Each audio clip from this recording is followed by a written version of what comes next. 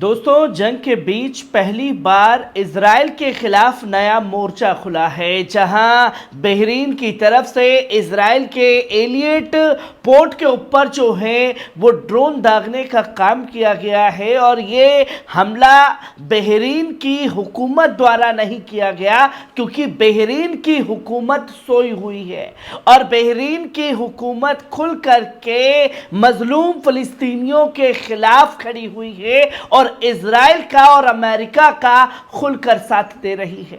और जब बहरीन की हुकूमत सोई हुई है तो वहां के इस्लामिक रेजिस्टेंस ने यह संकल्प ले लिया है कि वो अब इस जंग में इन्वॉल्व रहेगा और बहरीन की तरफ से भी अब इसी तरीके से रॉकेट और ड्रोन की बौछार जो है वो इजराइल के शहर के ऊपर की जाएगी।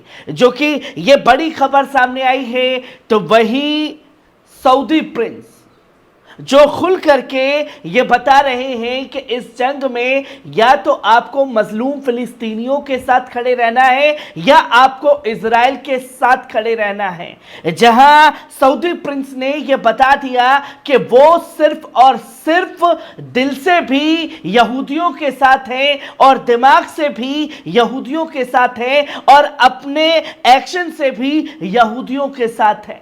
अगर कोई यमन की तरफ से इजराइल के ऊपर ड्रोन दागेगा, ईरान दागेगा, तो हम उसे रोकने का काम करेंगे और हम कोई बड़ा कदम इजराइल के खिलाफ उठाएंगे नहीं। और जब कोई हमारे देश में रह करके इजराइल के खिलाफ कुछ चू भी बोल देगा तो हम उसे गिरफ्तार करके जेल की सलाखों के पीछे डालने का काम करेंगे।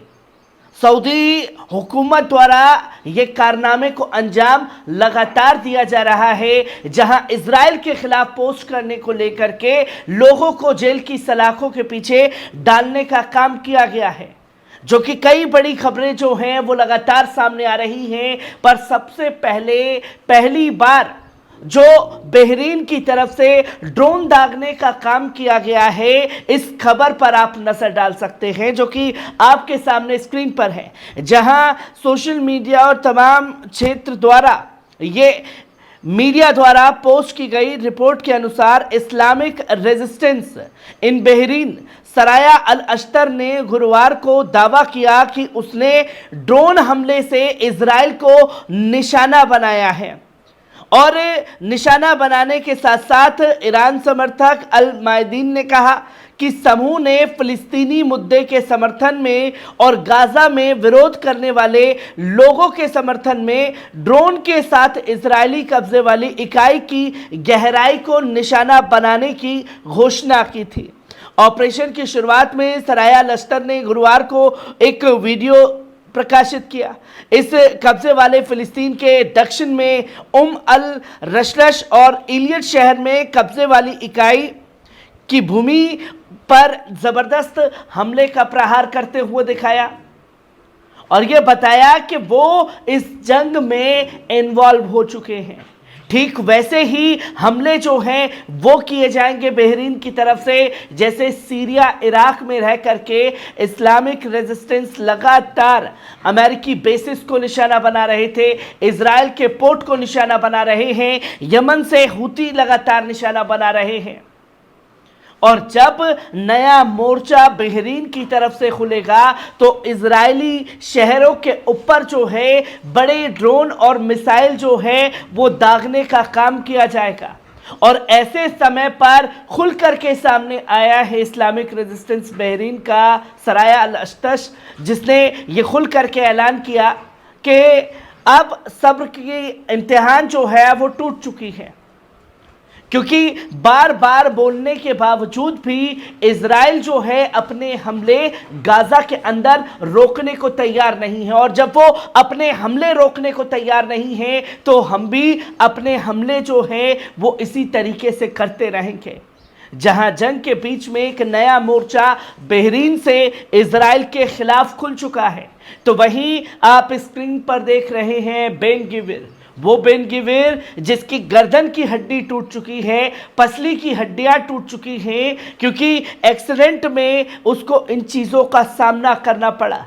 वो बेन गिविर जो मजलूम फिलिस्तीनियों के नरसंहार पर खुशी मना रहा था, वो बेन गिविर जो खुल करके ये कह रहा था कि मिनटों में हमास को खत्म कर देंगे। और अब तो इजराइल की सेना हो, चाहे उसके मंत्री हो और चाहे ये बेन गिविर ही क्यों ना हो, जो ये मान चुके हैं कि हमास से ये जंग हार गए हैं।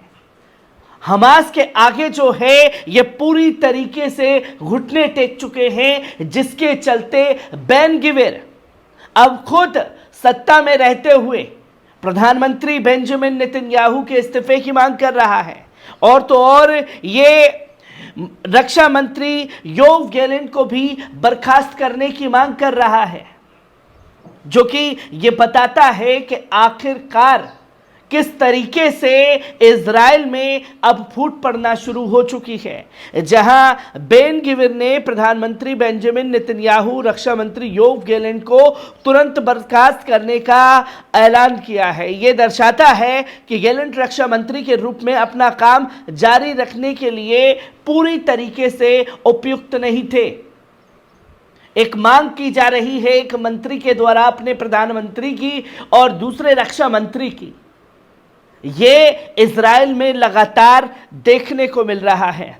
वहीं आप कल तक देख रहे थे कि अभी बस कुछ ही देर में सीज फायर होगा। सीज फायर के लिए हमास मान गया है। इजराइल के जो प्रधानमंत्री हैं बेंजामिन नेतन्याहू ने नई चाल चल के हमास को घेर लिया है। ये मेरे शब्द नहीं बल्कि गोदी मीडिया के शब्द थे, जिसमें यह बताया जा रहा था कि अब बस हमास जो है वो बेंजामिन नेतन्याहू की शर्तों को मान लेगा। पर हमास ने बेंजामिन नेतन्याहू की सीज फायर को लेकर के की गई शर्तों को उसके मुंह पर दे मारा है, जहां यह साफ तौर पर बताया जा रहा है कि इजराइल के साथ विवाद में हमास युद्ध को रोकने के लिए लिखित गारंटी मांग रहा है। हमास ने आजाद कैदियों की वेस्ट बैंक में वापसी को रोकने की इजराइल की मांग को सिरे से खारिज कर दिया है। हमास ने गाजा पट्टी के पुनर्निर्माण के लिए जाने वाली सामग्रियों के प्रकार के संबंध में स्पष्टीकरण मांगी है कि किस तरीके से तमाम सामान जो है लाए ले जाए जाएंगे। तो वहीं हेरिटेज ने लिखा है कि सरकार ने गाजा के बंदियों के बारे में कोई भी जानकारी स्पष्ट रूप से सामने नहीं रखी है, जो कि उसके सीज फायर के बनाए गए नियमों को बेंजामिन नेतन्याहू के मुंह पर दे मारने का काम हमास के जरिए किया गया है। और अब आपके सामने स्क्रीन पर वो खबर जहां सऊदी दिल से भी यहूदी के साथ हैं और हर भूमिका जो है क्राउन प्रिंस द्वारा अपनाई जा रही है। जहां ब्लूमबर्ग की एक रिपोर्ट ने सऊदी के उस चेहरे को एक्सपोज कर दिया जो तमाम तरीके से ये दिखा रहा है कि वो दिल से तो साथ है मजलूम फिलिस्तीनियों के, पर वो इजराइल के खिलाफ है। पर अब यह ब्लूमबर्ग की रिपोर्ट ने साफ कर दिया कि दिल से भी सऊदी क्राउन प्रिंस इजराइल के साथ हैं और अपने एक्शन से भी इजराइल के साथ खड़े हैं। जहां सऊदी अरब सोशल मीडिया पर इजराइल के खिलाफ टिप्पणी करने वालों को गिरफ्तार करना शुरू करेगा। जहां ब्लूमबर्ग की रिपोर्ट में कहा गया है कि सऊदी अरब ने इजराइल हमास युद्ध से संबंधित सोशल मीडिया पोस्ट के लिए नागरिकों की गिरफ्तारी बढ़ा दी है, क्योंकि राज्य यहूदी राज्य के साथ राजनयिक संबंधों पर सहमत होने की इच्छा का संकेत देता है। लेख में कहा गया है कि जो कोई भी नेतन्याहू का अपमान करने का साहस करता है वे जेल जाएगा। थू है सऊदी हुकूमत के ऊपर जो 40,000 से ज्यादा लोगों के शहीद होने पर भी अभी भी इजराइल के साथ खुल करके खड़ी है। हर एक खबर से आपको रूबरू कराता रहूंगा। दीजिए इजाजत।